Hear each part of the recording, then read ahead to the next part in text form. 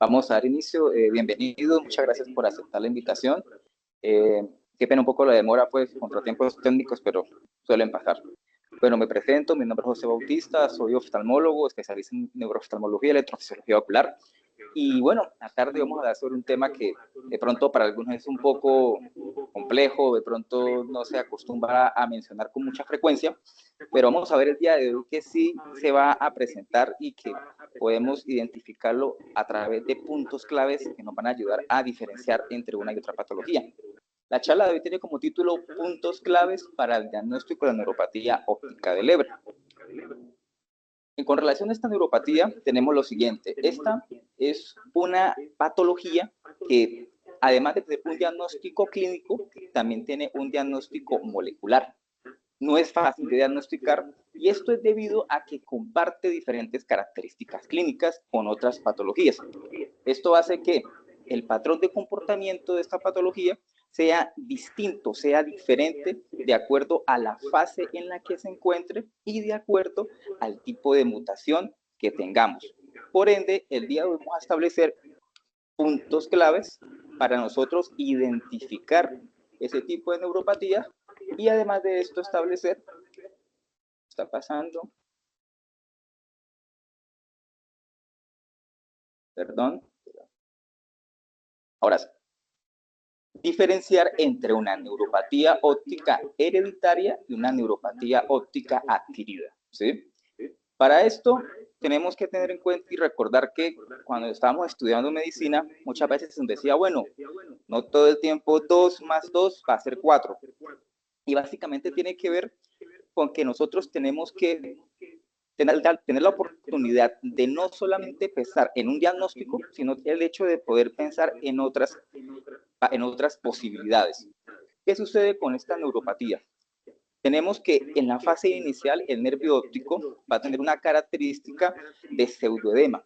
Tenemos en ese momento que pensar en que se trata de una papila que puede estar cursando con una inflamación de la capa de fibras, que a la final no lo es.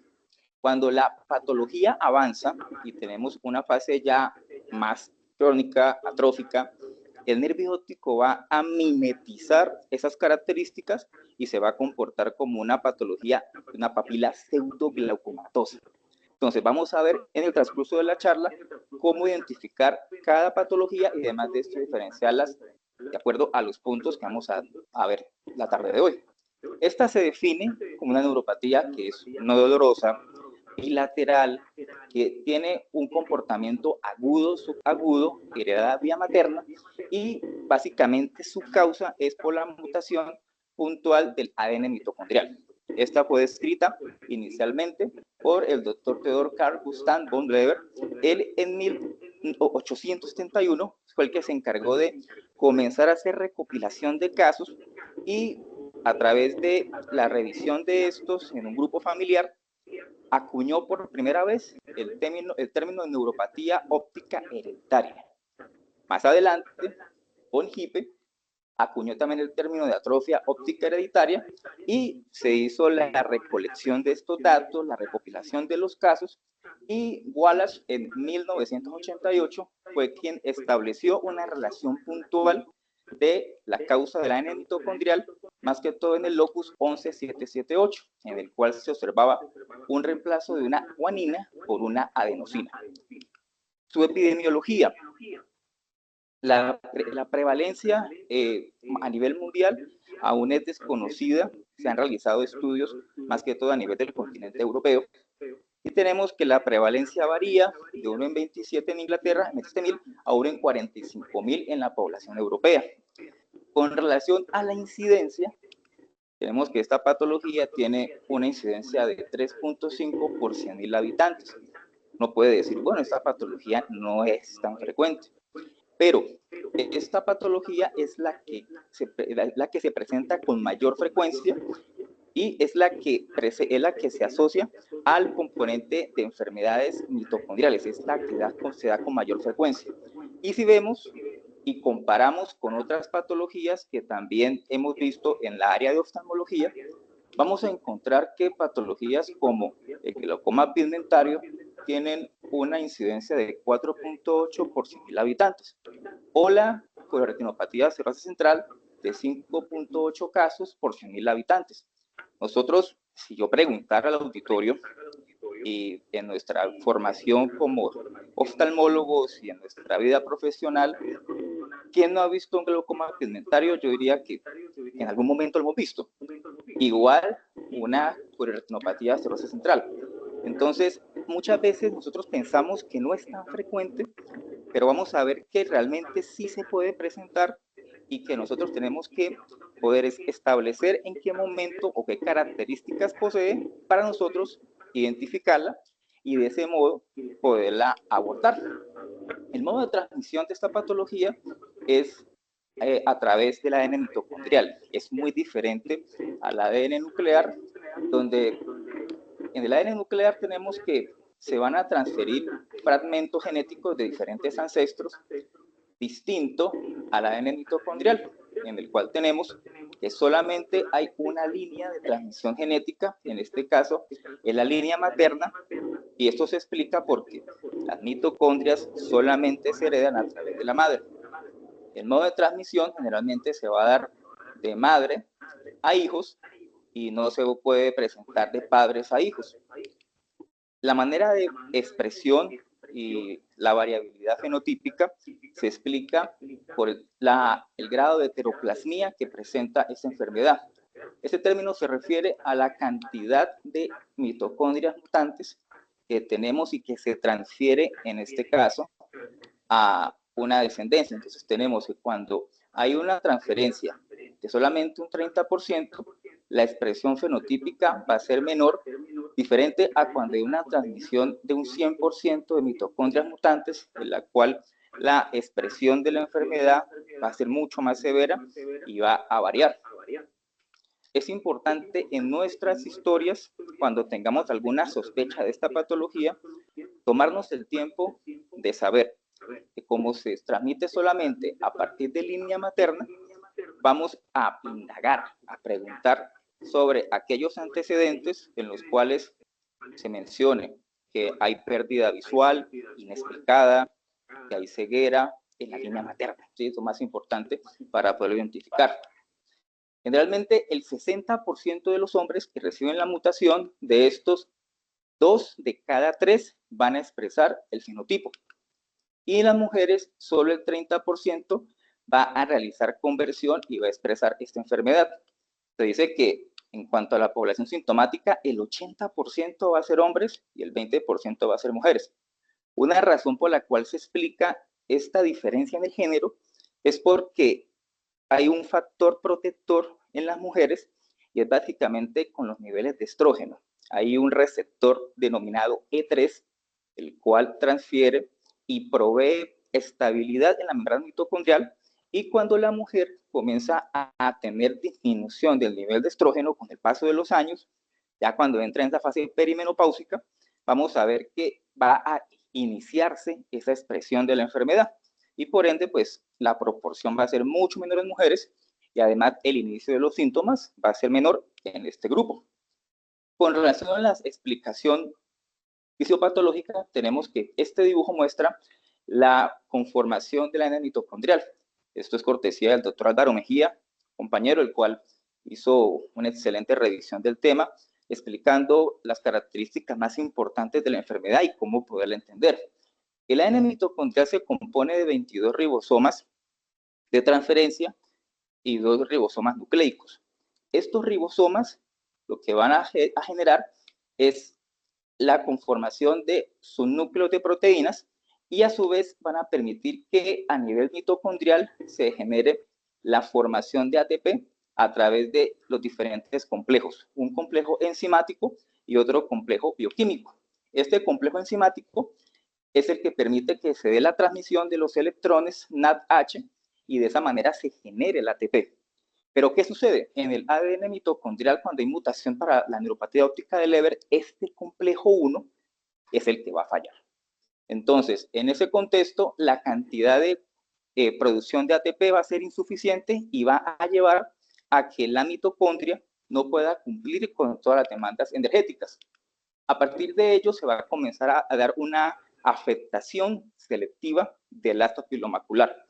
Vamos a tener que, normalmente, cuando se da la transmisión del impulso a partir del axón, esa propagación del potencial de acción va a requerir la función de bombas de sodio-potasio y se va a necesitar restaurar ese potencial de membrana en reposo.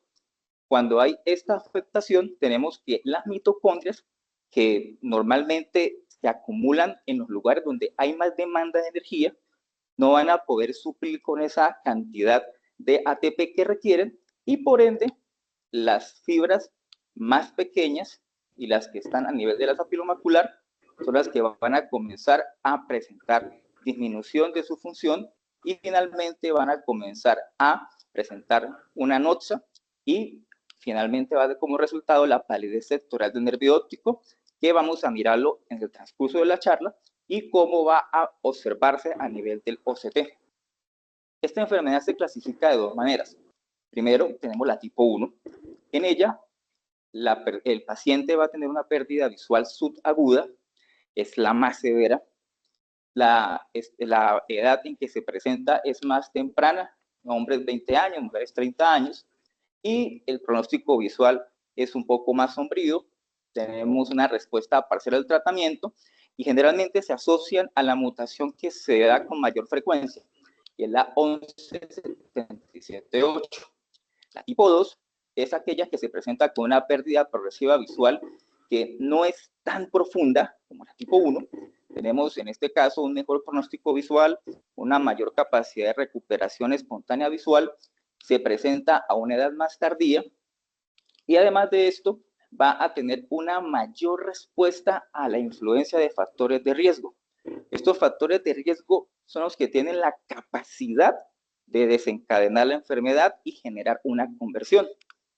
Básicamente los factores de riesgo corresponden a aquellos que inducen que la mitocondria no produzca energía y que se incremente las especies reactivas de oxígeno.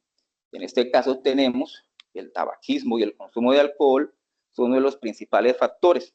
A su vez, el humo en general, en este caso, el que un paciente, ya sea que esté en un estado presintomático o que esté en un estado de portador y que se tenga una sospecha de Leber y se exponga a la combustión, por ejemplo, de una barbacoa o de quemar cualquier elemento, va a generar en él directamente disminución de la agudeza visual. De ahí la importancia de nosotros tener en cuenta estos factores cuando los sospechemos y poderle educar e informar al paciente. Otros antibióticos también van a influir en este caso, como lo es el cloranfenicol, el Nesolid y los aminoglucósidos. Estos, por el mecanismo de acción, van a afectar directamente la proteína de la bacteria y este paso, de manera indirecta, también va a afectar la función mitocondrial. Tenemos que el etambutol, su mecanismo de acción es secuestrar zinc. Y al momento de secuestrarlo, la enzima óxido ubinoquinona reductasa, ella para poder cumplir con su función de transmisión de electrones, requiere de este bioelemento. Si lo secuestramos, vamos a inducir en este caso la conversión de la enfermedad. Y otro elemento bien importante, el cual pues realmente no tenía conocimiento, hace poco tuve oportunidad de verlo, es el lactato de Ringer. Entonces, estos pacientes no se puede suministrar lactato de Ringer porque si se suministra este elemento, ya sea para diluir un medicamento, para pasarlo, para restitución de volemia, vamos a tener que este va a generar una inestabilidad en la membrana mitocondrial y el paciente, después de que recibe su medicamento o se le pasa lactato de Ringer, va a referir que va a tener disminución de la agudeza visual. Entonces, básicamente, estos factores de riesgo, ¿qué es lo que van a hacer?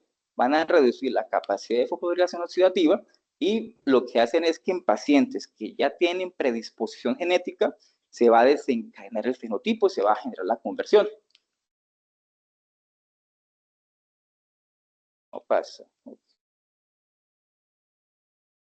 Bueno, con relación a los factores de riesgo, es importante tener en cuenta que para poder identificar qué población es o que posee un gen, en este caso portador o que está en estado presintomático, es necesario el diagnóstico molecular. Entonces es una cuestión que también nosotros que tenemos que tener en cuenta, y eso pues lo voy a mencionar más adelante ya en la presentación como tal. Esta patología, su presentación clínica tiene diferentes fases, vamos a verlas más adelante. La primera es la fase presintomática, ya vamos a mostrar en las diapositivas, y básicamente esta fase presintomática lo que va a realizar es, o lo que va a desencadenar en el paciente, es la visualización de un pequeño escotoma. Vamos a mirar si ya. Ya, ahora sí.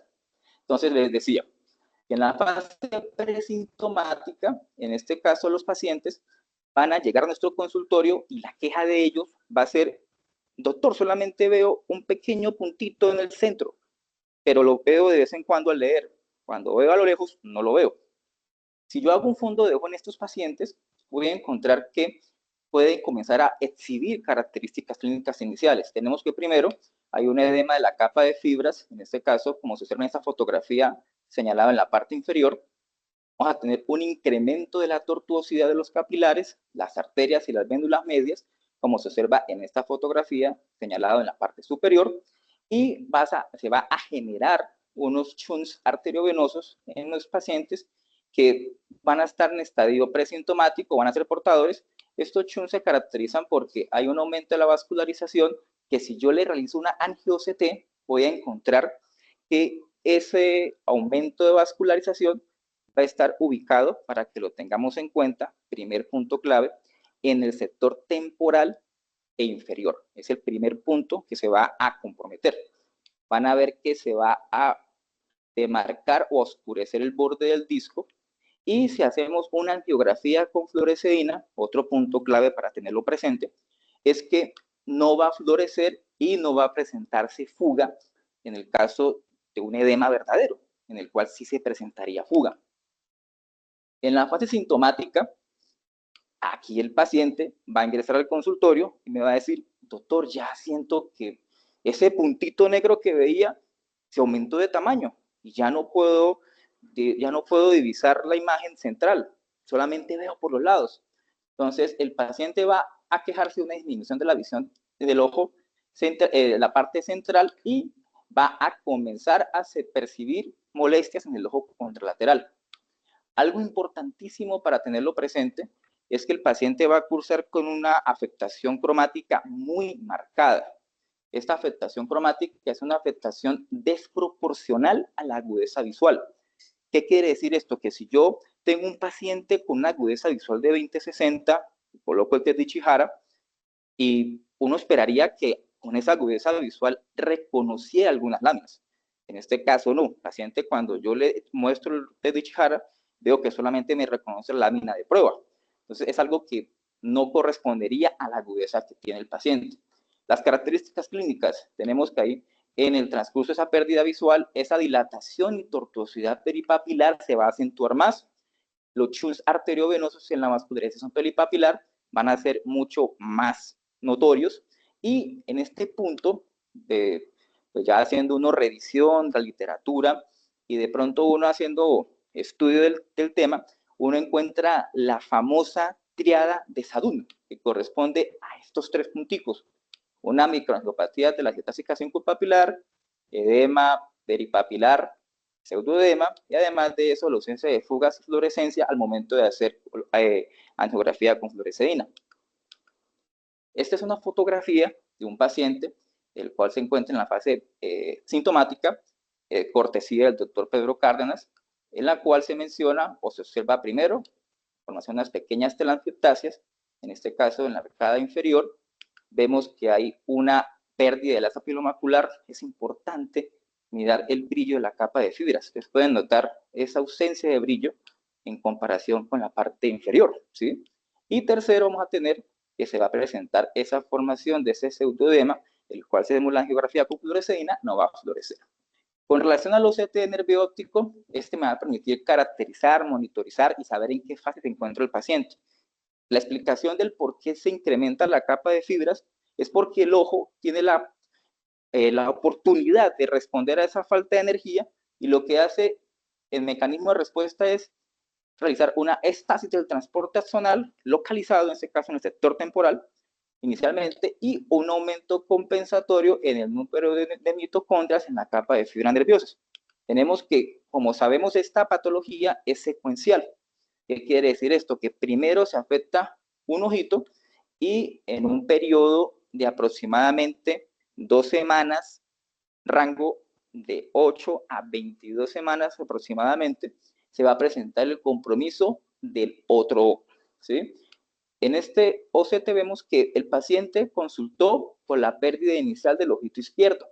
Vemos que hay un compromiso, un edema de capa de fibras en la parte superior y en la parte inferior. Y además de esto, el sector temporal ya está comenzando a cursar con atrofia, ya está por debajo de 60 micras este sector.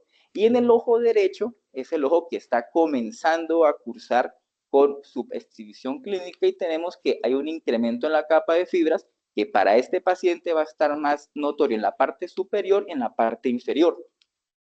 Es importante para nosotros, como oftalmólogos, hacer revisión detallada de la capa de fibra sectorial. Este es un caso que aprovecho para presentar y es que en algunos casos esa pérdida de capa de fibras temporal no se hace notoria, no se muestra en el mapa de colores. Este es un paciente que tuve oportunidad de atender, este OCT, se lo solicité en el año 2021 y en él observan ustedes que tiene un número de capa en la parte temporal de 56 micras, ¿sí? En el OptoView se denota o se marca el mapa de colores como un adelgazamiento con color amarillo, igual en el promedio. La paciente me ingresa, eso fue el mes anterior, tuve oportunidad de solicitar otro OCT para monitorizar la capa de fibras y me encuentro de sorpresa que este es el OCT de la misma paciente, pero el año 2024. Y ustedes van a notar que en el OCT size la capa de fibras está en 53, ¿sí? Y curiosamente está todo el mapa de colores sombreado como verde. Entonces, esta observación no es pues para entrar en debate de cuál equipo es el mejor, no, sino es el hecho de que pues tenemos que prestar atención al nivel de capa de fibras, no solamente guiándonos por el mapa de colores, sino que también tenemos que prestar atención al valor numérico, 53 y 56. Y esta paciente falsamente pensaría, no, está normal. No, está cursando con una disminución sectorial de la capa de fibras en su sector temporal. El comportamiento del OCT, medido en el tiempo, me permite saber cómo comienza a aumentar el grosor de capa de fibras en ese falso edema y a su vez me permite hacer seguimiento del comienzo de la etapa o la fase de meseta, que ya le voy a mostrar más adelante, que es la fase de disminución de la capa de fibras. Tenemos que cuando el paciente tiene la pérdida visual, recordemos el punto clave, la capa de fibras en el sector temporal y sector inferior es la primera que se va a incrementar.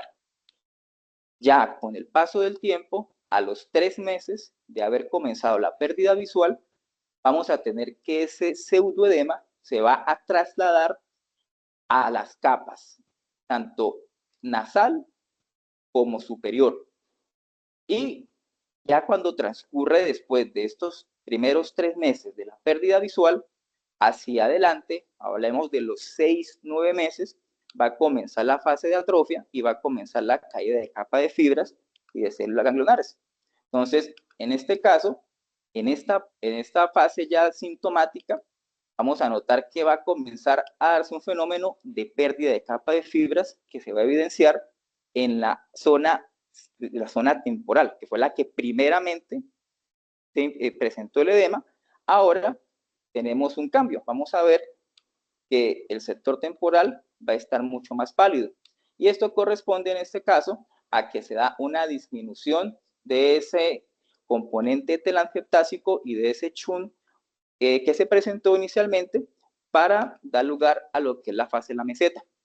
Esa fase coincide con los cambios en el campo visual, que es otro elemento clave que tenemos nosotros para seguir en el tiempo a estos pacientes.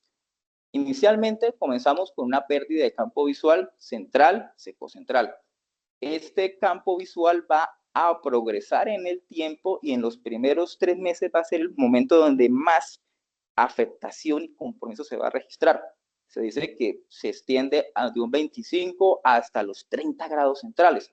Posterior a ello, a los 6, 9 meses adelante, el paciente va a tener una disminución gradual del campo visual y va a llegar a un punto de estabilidad clínica. Este punto de estabilidad está muy entredicho porque se ha encontrado que pacientes 5 años hacia adelante pueden presentar otro episodio de pérdida de visión. Eso está descrito por Patrick y más adelante vamos a mencionar esa parte. La fase de meseta, entonces pasamos de la fase sintomática a la fase del pseudoedema sectorial a la fase donde vamos a tener un adelgazamiento de la capa de fibras temporales. En este momento el paciente puede exhibir y mencionar algo de estabilidad visual. Generalmente toma meses en que se presente ese cambio.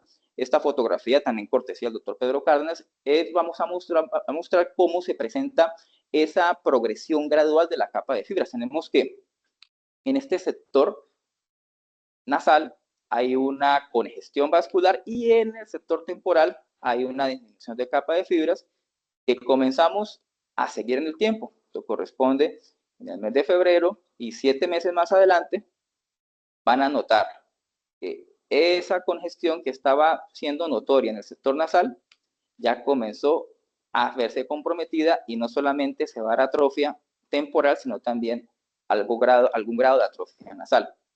Los estudios electrofisiológicos son muy importantes también en este contexto porque me permiten identificar pacientes los cuales están en un estadio presintomático y portadores, o sea, no necesariamente tienen que estar exhibiendo la clínica y en este caso los registros me van a mostrar ya cambios. Por ejemplo, en el potencial visual evocado vamos a tener que la amplitud de las ondas, la morfología va a cambiar, va a ser un poco más atenuada.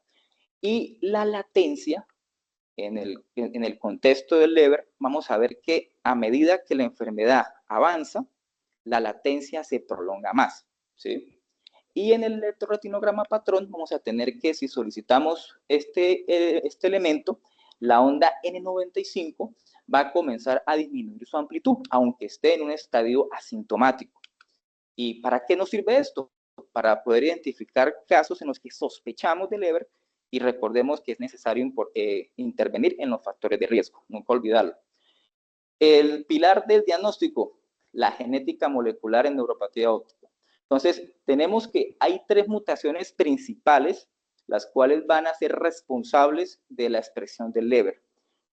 La primera en mayor frecuencia y que desafortunadamente es la más severa es la 11778 con un 69%, le sigue la 3460 con un 30% y en un 14% la 144484. Tenemos que estas 3, como lo dije, va a representar el 95% de los casos. Ya otro 5% va a corresponder a otro tipo de mutaciones. Hay 45 formas de mutaciones distintas que pueden generar o desencadenar algún grado de Leber. Y por eso, cuando hacemos solicitud de estudio genético, es importante hacer solicitud de un estudio completo, no solamente enfocarnos a estos 3 tipos, que son los más típicos, pues, pero no son el 100% de los casos. En cuanto al tema del pronóstico visual, es otro de los objetivos de este estudio genético. ¿Por qué? Porque vemos que para el caso, por ejemplo, de la mutación 11778, el porcentaje o la probabilidad de recuperación espontánea es muy bajita, solamente es de un 4%, diferente a la mutación 3460 cuando se menciona un poco más de porcentaje de recuperación a un 20%, que lo cual a la final pues tampoco es tan alto, pero sí me ayuda para que el paciente pueda tener conocimiento de que su agudeza visual en el tiempo muy seguramente va a permanecer estable y que si no se trata y si no se aborda y si se permite que los factores de riesgo intervengan, esto va a disminuir drásticamente. Se dice que el 50% de los hombres y aproximadamente el 10% de las mujeres van a tener una de estas 3 mutaciones primarias y van a desarrollar algún grado de neuropatía óptica. Entonces es importante nosotros poder abordar estos pacientes y poderlos individualizar. Con relación al diagnóstico diferencial, vamos a establecer en este momento puntos claves para poder hacer diferencia de una neuropatía óptica hereditaria a una adquirida, dirigiendo lógicamente a la neuropatía óptica de Leber. La neuropatía carencial y tóxica van a compartir características con el Leber en que ambas entidades tienen manifestación de escotoma central bilateral y discromatopsia. Ahora bien, los puntos claves para diferenciarlas, ¿cuáles son? Primero, que en la neuropatía óptica carencial y tóxica, la pérdida visual va a ser más progresiva, se va a extender y se va a manifestar en un grado de meses. Diferente a la neuropatía óptica de Leber, donde la manifestación de pérdida visual, su disminución, su grado de afectación, se va a manifestar en rango de días o semanas y va a ser mucho más profunda. La discromatopsia, tenemos que el grado de efecto cromático en la neuropatía óptica carencial y tóxica va a ser relacionado con la agudeza visual, no va a ser tan severo, el paciente va a identificar algunas láminas del test de Chihara, diferente a la neuropatía óptica de Leber, que va a ser desproporcional a la agudeza visual. El compromiso bilateral, tenemos que tanto en la neuropatía óptica carencial como en la tóxica va a ser simultáneo.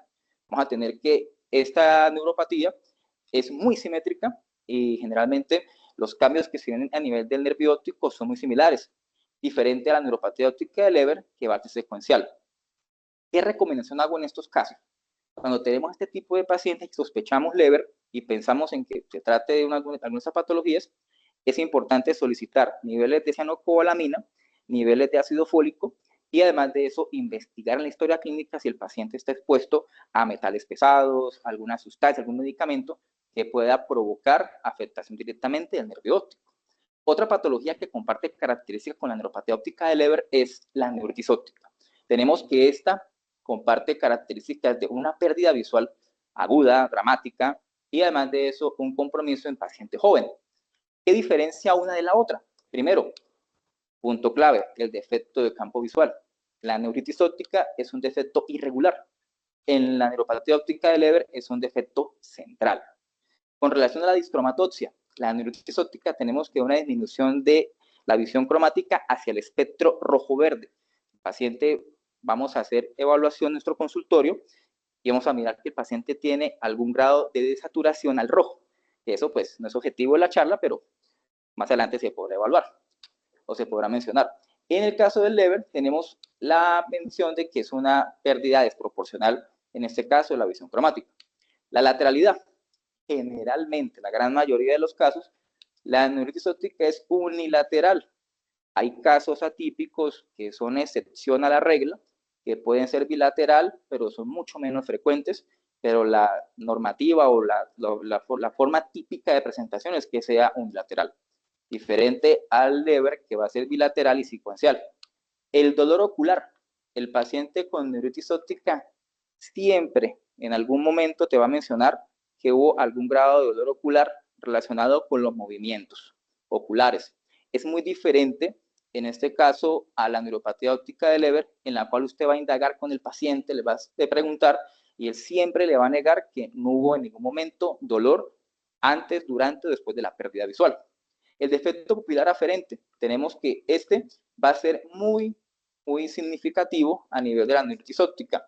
Es un signo que varía en su intensidad, puede ser muy fácil de ver o en algunos casos de dificultad para visualizar y se puede medir solamente por trazas.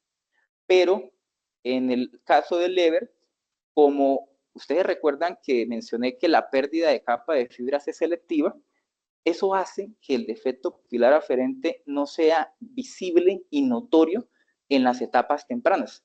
Aunque usted tenga el paciente con una pérdida asimétrica tan marcada de un ojito a otro, el paciente no va a exhibirle defecto pupilar aferente, diferente en el caso de la neuritis óptica. Otra patología importante para mencionar y hacer diagnóstico diferencial es el glaucoma. Hay un estudio que fue realizado por Trout y colaboradores, donde se menciona que hay casos en los que los pacientes son mal diagnosticados en un porcentaje de un 22 hasta un 44, 47%, y erróneamente se manejan como glaucoma y no es glaucoma. Y muchas veces esta patología, la neuropatía óptica de Leber, en su fase de meseta y crónica, va a compartir características clínicas del disco con la neuropatía óptica glaucomatosa.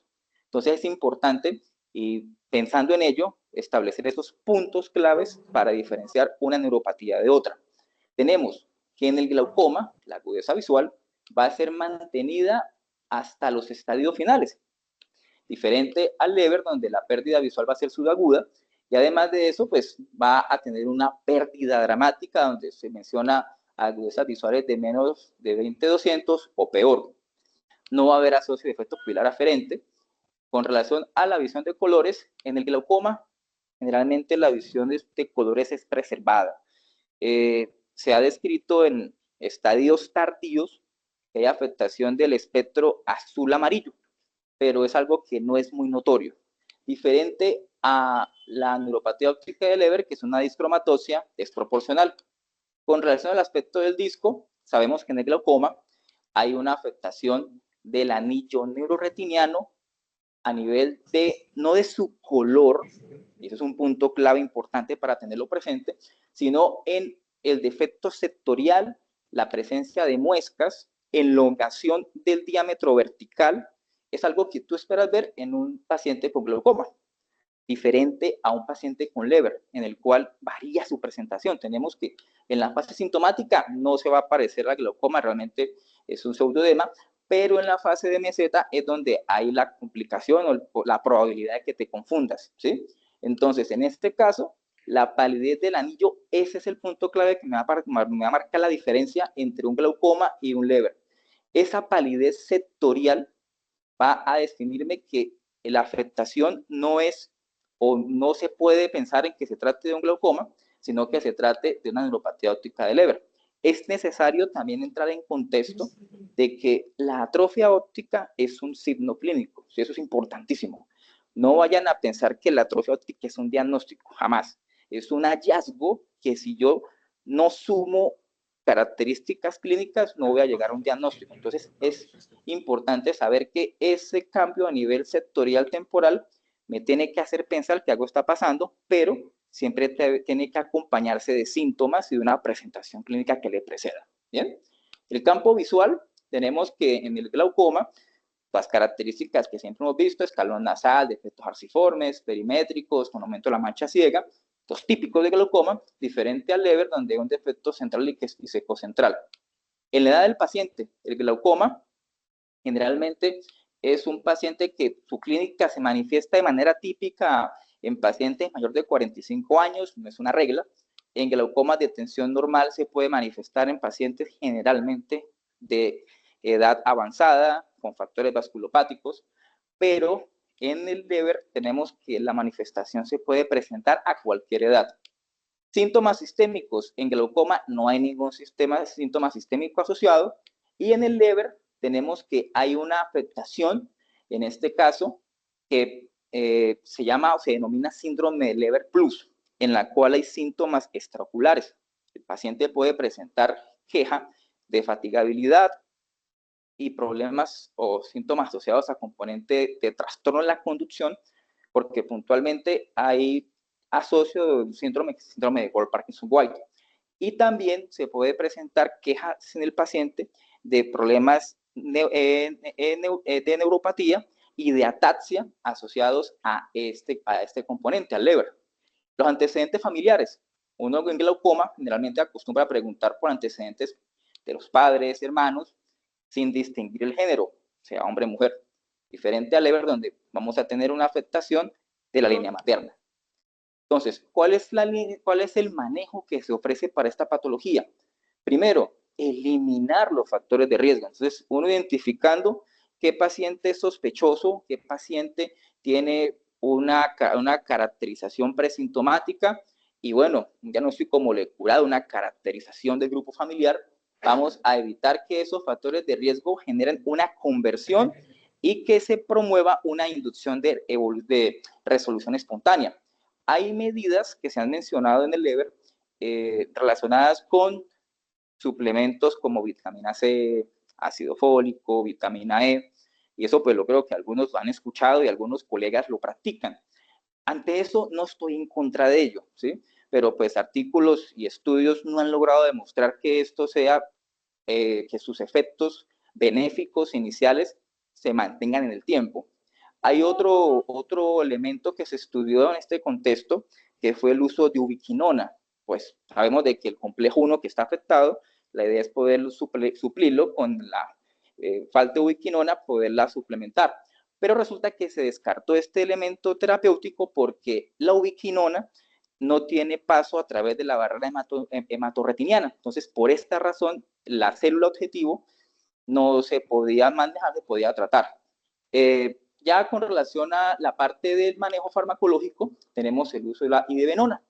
Es una benzoquinona sintética de cadena corta que básicamente lo que hace es inferir o actuar como un agente antioxidante y va a permitir que el paso de electrones en esa cadena respiratoria mitocondrial que se encontraba afectada en el complejo 1 se pueda pasar del complejo 1, se salte y pase al complejo 3. De ese modo, logramos evitar que se presente esa disminución de la producción de ATP.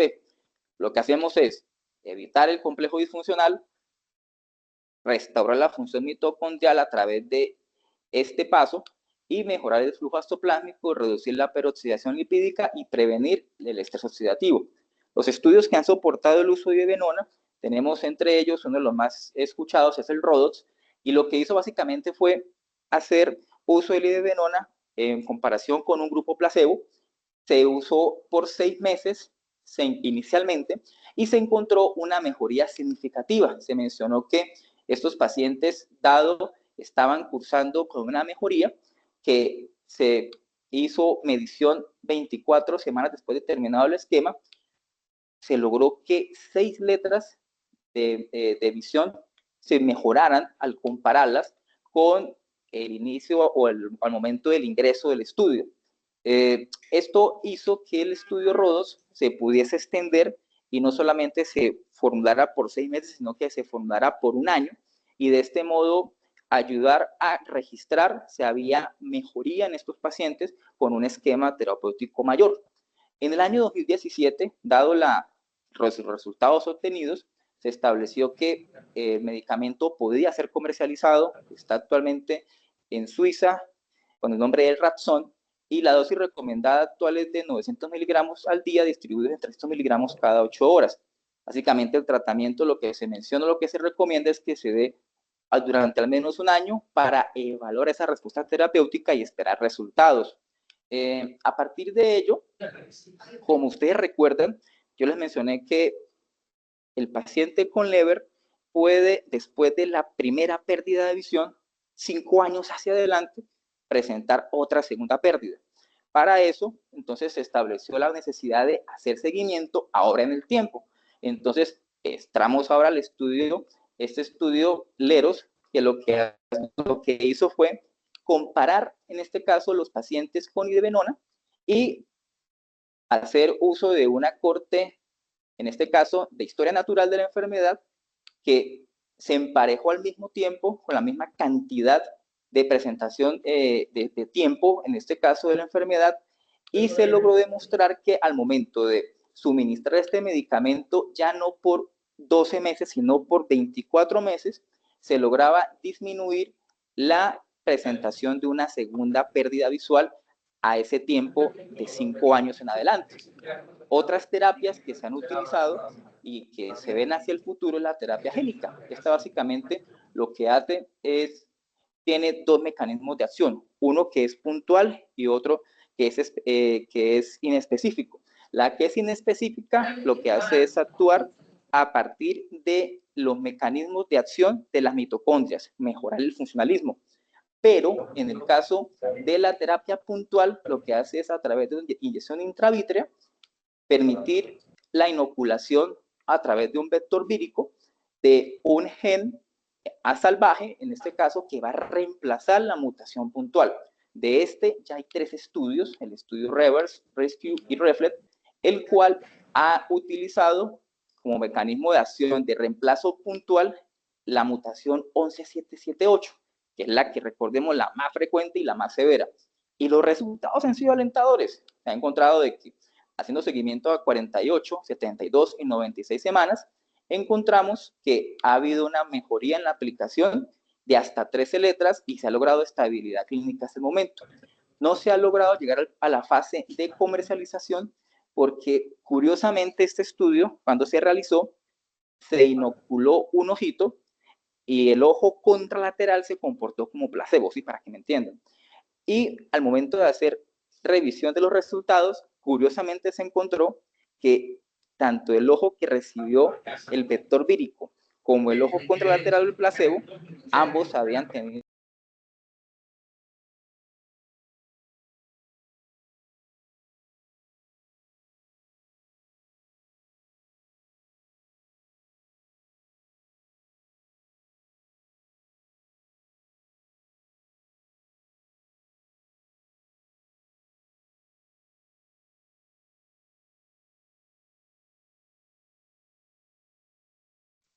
No tenemos audio.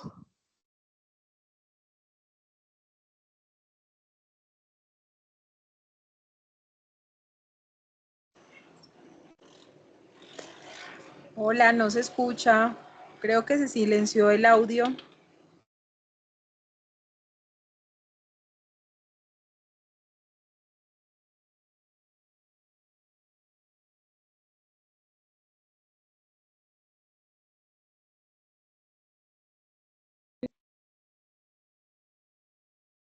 Ok, continuamos.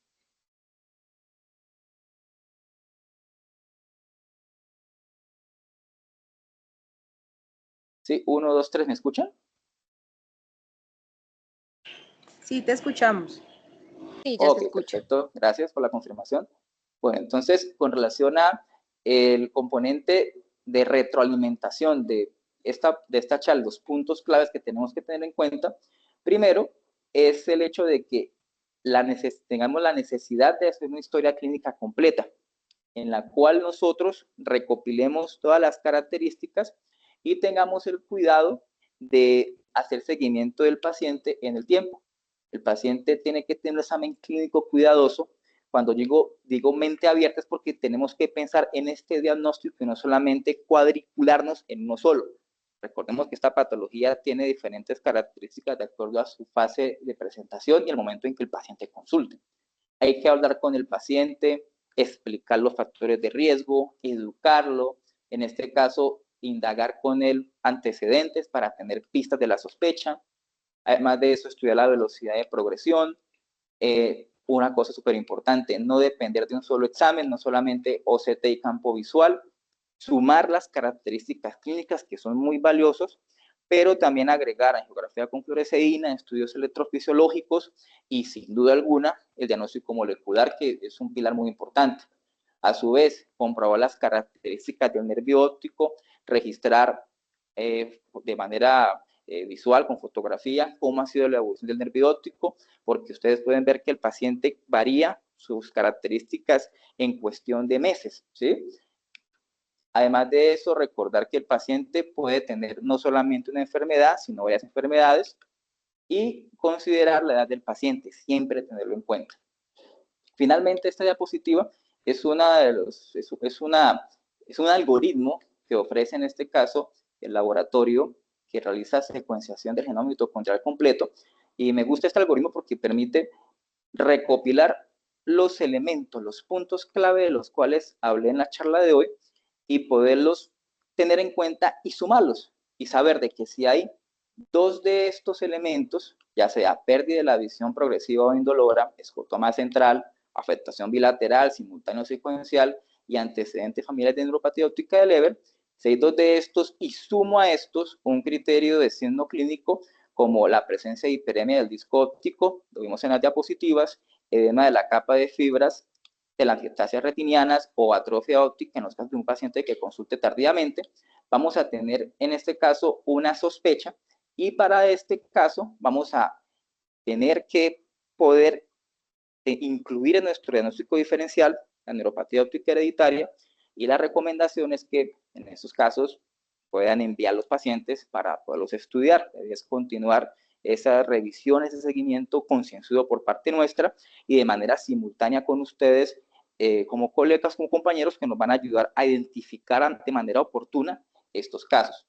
Y bueno, estos son mis datos personales, ni celular, ni correo electrónico, para que puedan también enviarme casos. Yo soy un partidario pues de la parte académica, me encanta mucho, y con mucho gusto pues estaré atento de poder revisar cada uno de sus casos y poder evaluar si se trata de una sospecha verdadera o no. Muchas gracias por su atención.